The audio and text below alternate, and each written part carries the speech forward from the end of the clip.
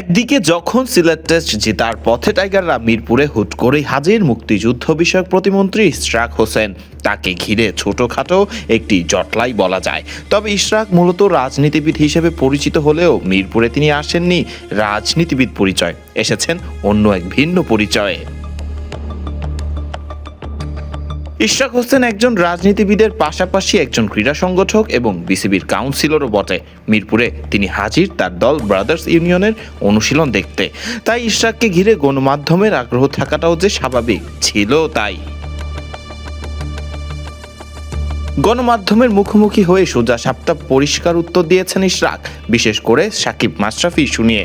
Shakib Mashrafe issue নিয়ে সাকিবকে নিয়ে ইশরাক জানান, সাকিবের ব্যাপারটি একদমই আইনি বিষয়। তিনি বলেন, না, এটা তো টোটালি আইনি বিষয়।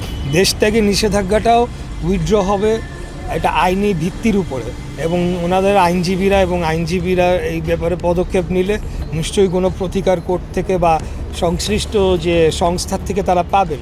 এই বিষয়ে সরকারের কোনো হস্তক্ষেপ অতীতেও ছিল না, এখন তো আরও থাকবে না। আপনারা জানেন আমাদের মাননীয় প্রধানমন্ত্রী তিনি যে ধরনের এক্সাম্পলগুলো সেট করে যাচ্ছেন, সেখানে সব কিছুতে আমাদেরকে ক্লিন রাখার নির্দেশনা দেওয়া হয়েছে, এবং ক্রীড়াকেও যাতে আমরা সকল রাজনীতির ঊর্ধ্বে রাখি সেই নির্দেশনাটাও আমাদেরকে প্রতি দেওয়া হয়েছে, এবং আমরা সেটা পালন করি।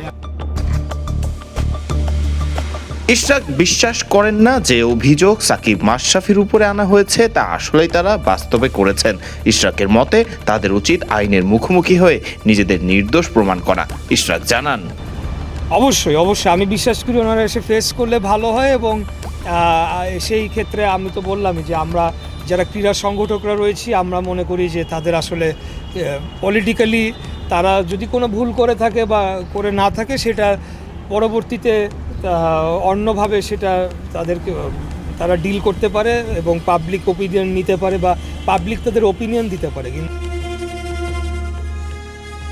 মাশরাফি গেল কয়েক বছর ধরে নিজেকে রেখেছেন আড়ালে সবার থেকেই। ক্রিকেটকেও মাশরাফি ক্রিকেটার হিসেবে বিদায় জানিয়েছেন অনেক আগেই। তবে এখনও ক্রিকেটার জীবনের অধ্যায়ের ইতি টানেননি সাকিব।